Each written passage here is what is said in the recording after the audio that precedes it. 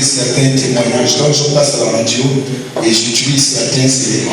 Donc parlez à haute voix afin qu'on puisse bien vous entendre. Depuis combien de temps vous êtes arrivé? Depuis combien de temps vous êtes ici? Qu'est-ce que vous avez amené dans cette église et qu'est-ce que Dieu a fait pour toi? Alors moi ça fait pratiquement 2 mois que je suis ici. Je suis venue par le canal de la radio. Un matin j'avais écouté Radio Colombe de Vie et j'écoutais comment l'homme de Dieu prêchait sur les hôtels sataniques.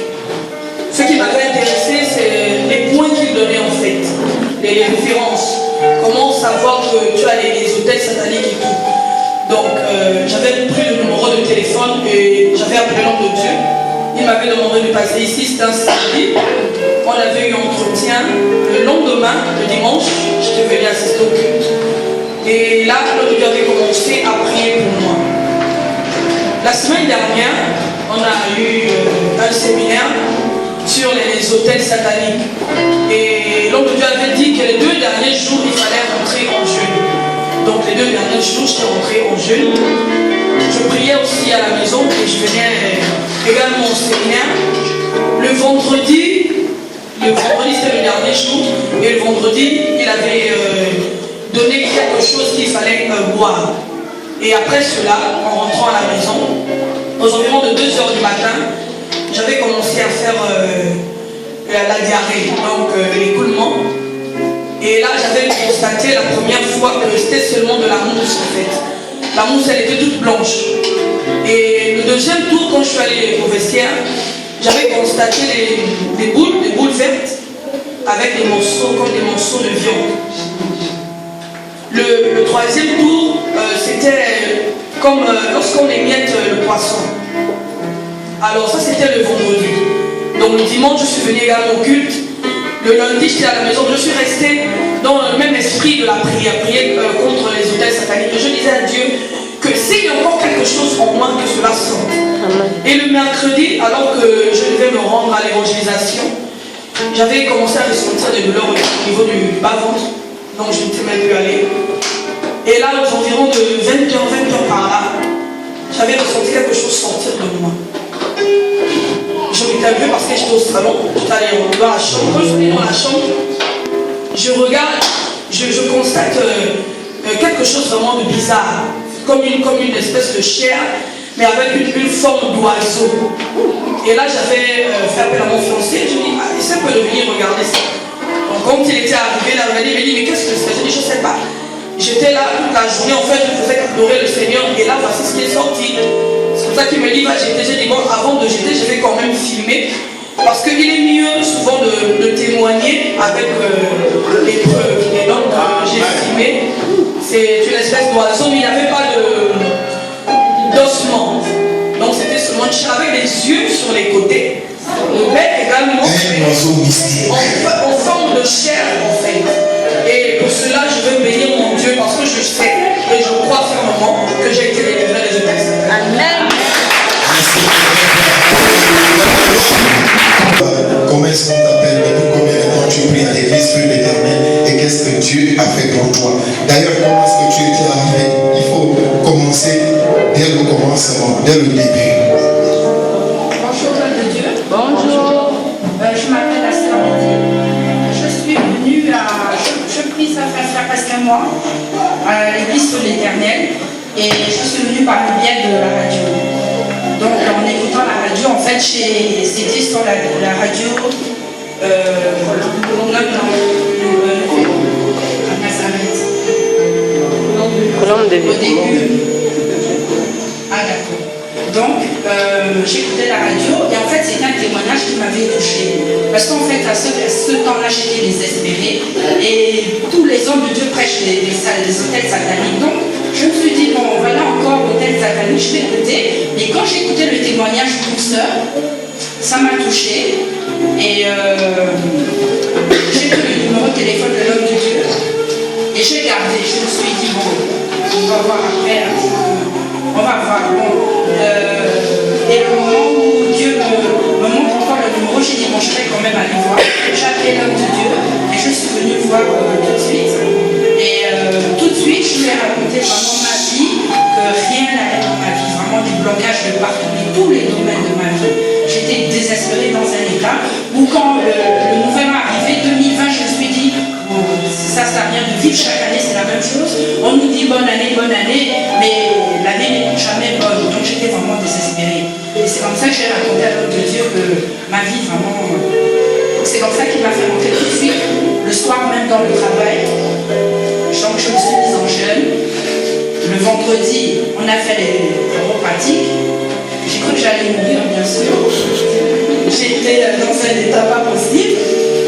Et j'ai eu peur, en fait. J'ai eu très peur. Je me suis dit, mon Dieu, mais si je viens mourir ici, je ne sais pas si on va retrouver mon corps. En fait, voilà. Mais vraiment, ça s'est bien passé. Et le soir même, quand je suis allée, j'ai vomi d'abord ici. Avant même que l'homme de Dieu ne prie pour moi, j'ai commencé à vomir. Et donc il a filmé, c'était la chair humaine et du sang. Et j'ai vomi après. J'ai pris les traitements. Quand je suis rentrée chez moi, tout de suite, ça n'a même pas tardé. Tout de suite, j'ai été à la selle et j'ai fait des bouts. J'ai filmé, j'ai envoyé à l'homme de Dieu par WhatsApp. Il me dit, on dirait les empoisonnements. Effectivement, j'étais lourde, je ne me sentais pas bien, j'avais beaucoup de palpitations. Et voilà donc le premier traitement que j'ai fait. Le deuxième, c'était pendant le séminaire. Le séminaire, on a fait encore le jeûne, on a rentré en jeûne. Le troisième jour, vendredi, alors là, j'étais dans un état, j'avais très mal au cœur. Je sentais que mon cœur allait lâcher. Et le vendredi, vraiment, je suis venue... C'était à tâtons, hein. Je suis venue voir l'homme de Dieu, j'ai dit, je ne peux plus marcher, j'arrive bien à respirer, j'ai mal au cœur. Il me dit, ça va aller. Donc, tout le culte du vendredi, j'ai passé le culte sous les chaises là-bas derrière, je ne pouvais plus me lever. Et quand on a commencé à prendre le traitement, j'ai vomi. Alors là, j'ai vomi et j'ai montré à l'homme de Dieu, il y avait du sang dessus. Et après, je me suis sentie libérée. Quand je suis rentrée chez moi, j'ai encore fait l'essai, encore des boules, des grosses boules vertes, des boules. J'ai essayé de regarder, j'ai essayé de voir, il n'y avait rien, c'était des boules. Et après, je me suis sentie légère, comme vraiment je me libérais de beaucoup de choses. Déjà dans mon cœur. Dans mon cœur, j'avais perdu toute joie. Vraiment, j'étais d'une tristesse pas possible. Et là, je sentais la joie dans mon cœur, comme si la joie revenait, une joie comme ça. Et j'ai vraiment rendu grâce à Dieu, j'ai même témoigné dimanche. Et voilà, et donc le séminaire est passé. Le vendredi, je suis venue à la prière du combat spirituel. On a fait les prières. Et le soir, quand je rentre à la maison, ma fille m'attend avec le portable à la main. Je dis, mais qu'est-ce que c'est? Elle commence à me faire peur. Je dis, qu'est-ce qu'elle me dit? Mais maman, t'es pas au courant? Je dis, mais au courant de quoi? J'étais à la prière. Elle me dit, mais on m'a envoyé un lien qu'il y a eu les nominations au PDG et que ton nom est sorti. Mon nom est sorti comment? Dans le bureau exécutif, donc dans la commission des révisions des textes, mon nom est sorti. Je suis première adjointe, numéro 1, à la commission.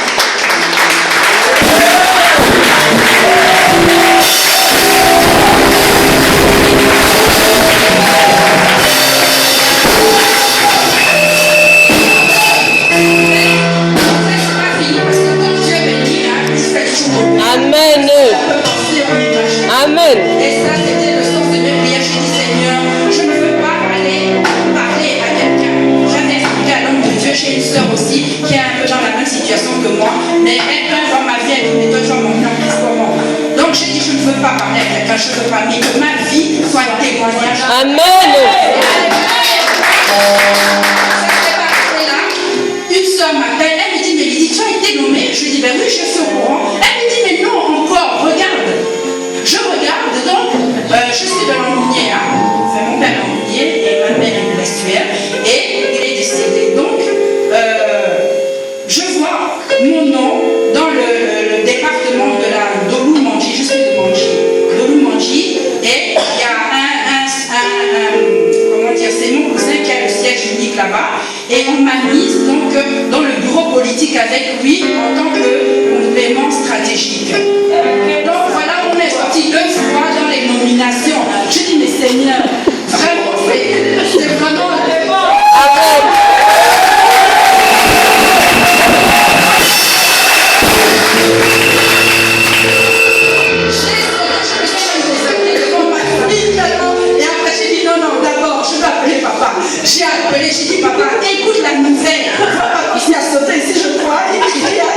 J'ai dit, oh Dieu est merveilleux, voilà.